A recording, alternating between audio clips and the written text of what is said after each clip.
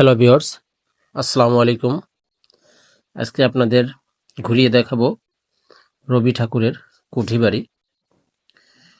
এটি হচ্ছে entry gate. এটিতে এন্ট্রি ফি রয়েছে। এন্ট্রি ফি পার পারসন ৩০ টাকা করে। ভিতরে ঢোকার পরেই ডান পাশে একটি মাঠ পাবেন এবং লম্বা একটি রাস্তা পাবেন। সামনে রয়েছে আরেকটি গেট।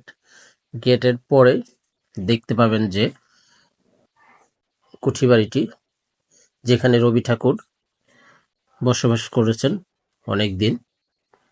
এখন দেখেন সামনে যে বাড়িটি দেখতে পাচ্ছেন, এটি কুঠিবাড়ি। এটি দোতলা বিশিষ্ট একটি বিল্ডিং, যেখানে রবি ঠাকুরের ব্যবহৃত সমস্ত কিছু রয়েছে। আসবাবপত্র, সব ধরনের লেখা, যাবতীয় কিছু রয়েছে এর ভিতরে।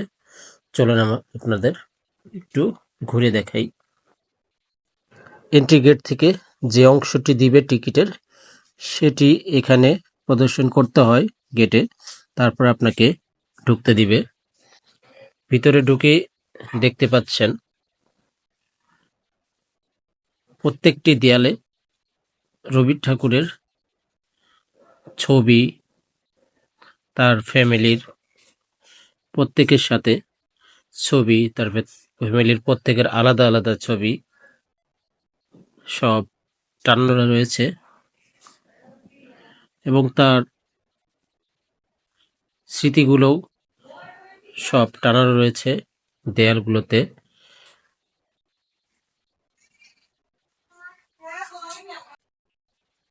দেখতে পাচ্ছেন চারিপাশে রয়েছে তার হাতের নিদর্শনগুলো, রয়েছে তার ব্যবহৃত আসবাবপত্র। এখন দেয়ালে দেখতে পাচ্ছেন রবি ঠাকুরের নিজের হাতের লেখা।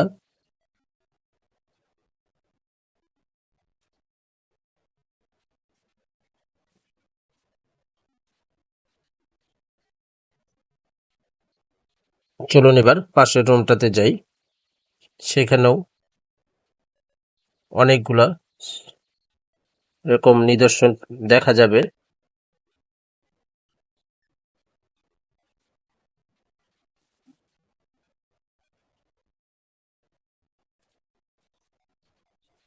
এই রুমটিতে রয়েছে একটি নৌকা, যেটি কাঁচ দিয়ে ঘেরা রয়েছে।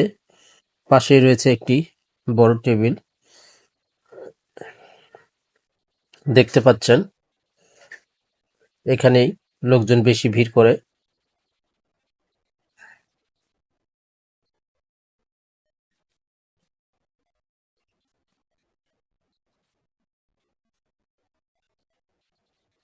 নৌকাটি অনেক সুন্দর।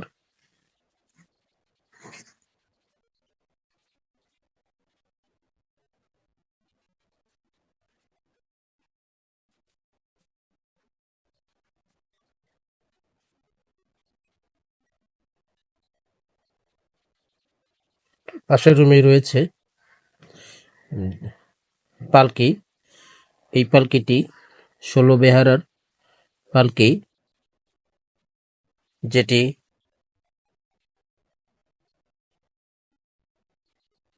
দেখতে অনেক বড়। পাশে আরেকটি রয়েছে, এটি ৮ বেহারার পালকি। পাশে আরেকটি রয়েছে, যেটি হাত পালকি। চলুন এবার আমরা দ্বিতীয় তলায় কি আছে সেগুলো আপনাদের দেখাই। রয়েছে একটি পন্টুন, যেটা দেখতে অনেকটা নৌকার মতো, বাট এটির নাম হচ্ছে পন্টুন। এটিতে ওঠানামা করার জন্য এই সিঁড়ি ব্যবহার করা হয়। এটি দোতলার ছাদের দিকে রাখা হয়েছে। পাশে রয়েছে একটি ডিঙ্গি নৌকা, যেটি পুরোটাই লোহার তৈরি। আমরা শুক্রবারে গিয়েছিলাম, এই জন্য কোলাহলটা অনেক বেশি ছিল। আর ভিডিও করার পরে জানতে পারলাম যে এখানে ভিডিও করা নিষেধ।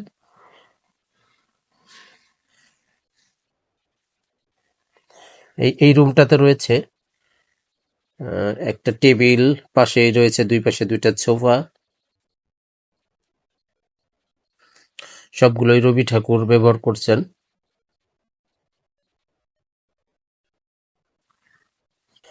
পাশের রুমে রয়েছে রবি ঠাকুরের ব্যবহৃত পালঙ্ক।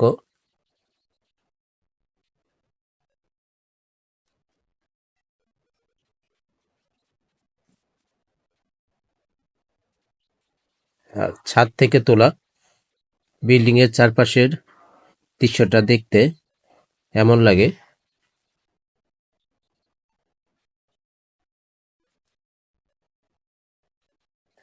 শুক্রবারে আসছিলাম এই জন্য 12টার দিকে আমাদের সবাইকে বের হতে বললেন, কারণ শুক্রবার 12টা থেকে 2টা পর্যন্ত বন্ধ থাকে।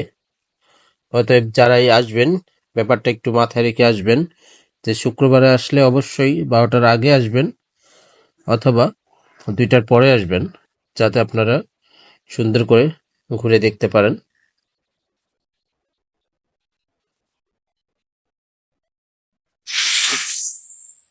পিছনে রয়েছে একটা মেহগনি বাগান, তার পাশে রয়েছে একটা